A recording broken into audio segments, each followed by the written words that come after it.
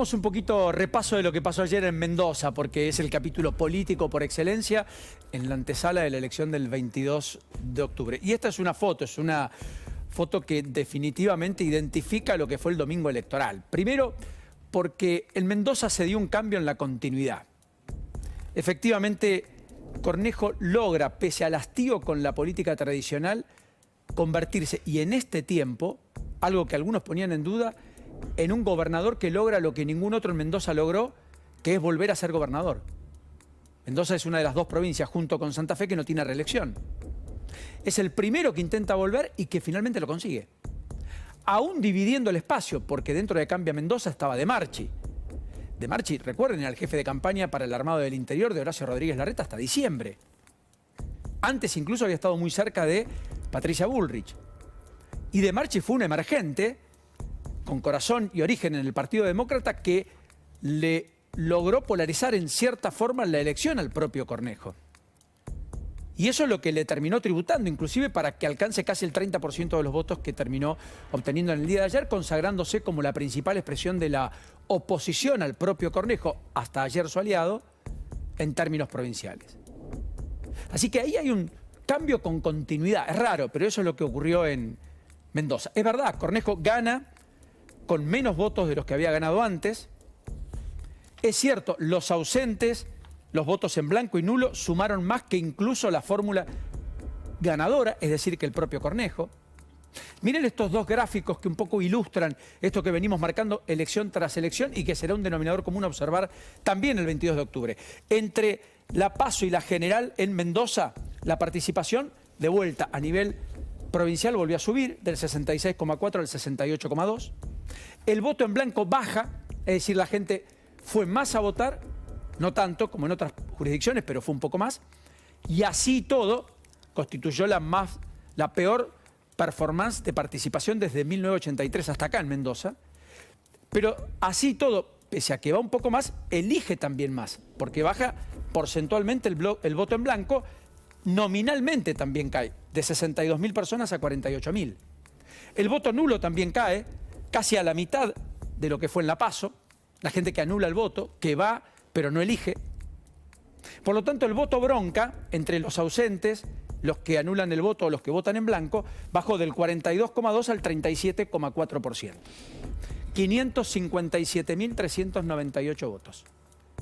Esta fue un poco la mirada que en términos primarios uno tiene que tener sobre la elección en Mendoza, que sigue los parámetros de lo que ha venido ocurriendo desde que las PASO existen en la Argentina en 2009, se ejecutaron a partir del 2011, en todas y cada una de las jurisdicciones. Miremos la otra placa, que tiene que ver con, finalmente, el resultado electoral, donde Cambia Mendoza con Cornejo retiene en buena medida la mayor cantidad de votos después de la interna con Luis Petri, que obtuvo 40% dentro de Cambia Mendoza. Es decir, que la mayoría de los votantes de Petri terminaron en Cornejo, aunque algunos terminaron probablemente en De Marchi, en la Unión Mendocina. Tal vez algún peronista y quizás alguno de los que entró a votar, porque acá había una especie de polarización, un final abierto, que no lo fue tal, porque la diferencia fue definitivamente de casi 95.000 votos. Elegí Mendoza, que es la fuerza del peronismo, Unión por la Patria, hizo la peor elección del peronismo desde 1983 hasta acá en Mendoza. Sacó menos del 15% de los votos el propio Parisi, que dijo, en algunos distritos no me sentí acompañado. Perlita de Marchi, Orozco, su vicegobernador, candidato a vicegobernador, intendente en Las Heras, que perdió Las Heras a manos de Cambia Mendoza, la fuerza de Cornejo, no estuvo presente ayer en el búnker.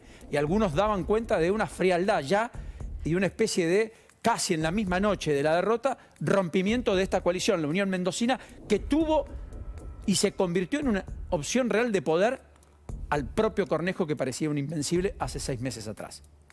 El Partido Verde emerge como tercera fuerza, casi cuarta, debajo del peronismo, pero con casi 12% de los votos, 110.000 votos, más que duplica la performance de la PASO, se convirtió en una especie de sorpresa.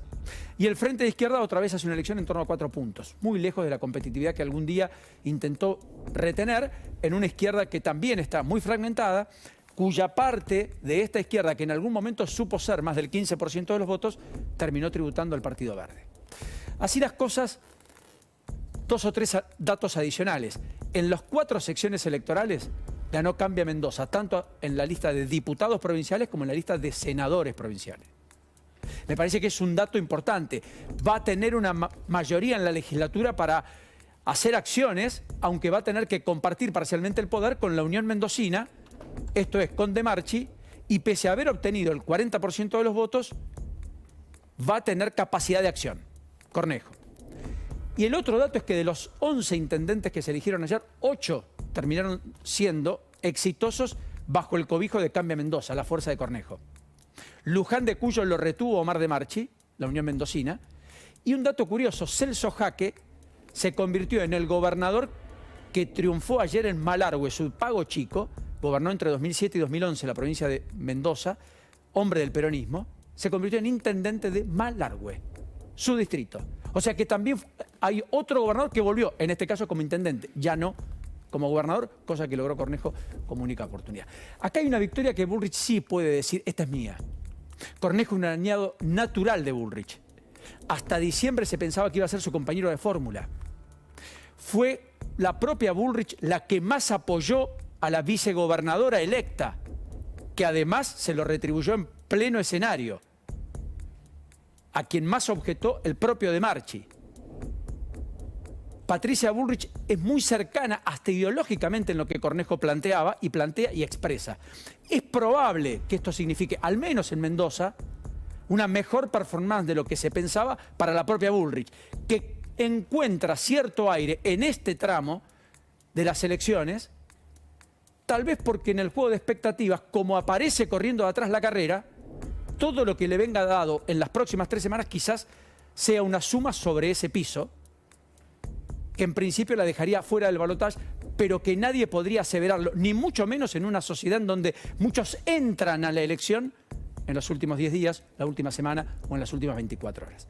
Y después una perlita, más allá de Mendoza, que tiene que ver con Santa Cruz. Fíjense hasta dónde llega el fin de ciclo en provincias como Santa Cruz, donde por caso, por primera vez en mucho tiempo, los gremios estatales no le aceptaron la oferta salarial al gobierno de Alicia Kirchner, la candidata a senadora de cara al 22 de octubre. Santa Cruz elige senadores.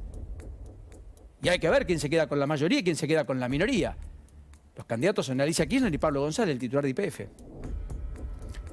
Los gremios que siempre le obedecieron al Poder Ejecutivo, en este caso no acordaron en paritaria y plantaron paros. ATE por 96 horas. UPCN 120 horas, toda la semana. APAP 24 horas. La negativa fue unánime, primera vez en la historia, reciente, contemporánea. Mucho conflicto docente con ADOSAC, siempre hubo, no con los gremios estatales. Lo que está paralizado hoy es la administración pública. Las ventanillas, a dónde recurrir, la recaudación de impuestos. Con Claudio Vidal en Europa, buscando inversiones para diversificar la matriz energética, particularmente ir hacia energías renovables, a propósito de yacimientos muy maduros en materia de hidrocarburíferos que seguramente le van a dar menos regalías a una provincia que, naturalmente, como ustedes ya conocen, está asfixiada pese a la riqueza que supo tener. Datos de un fin de ciclo. Parece bastante más habitual de lo que algunos pensaban en este 2023.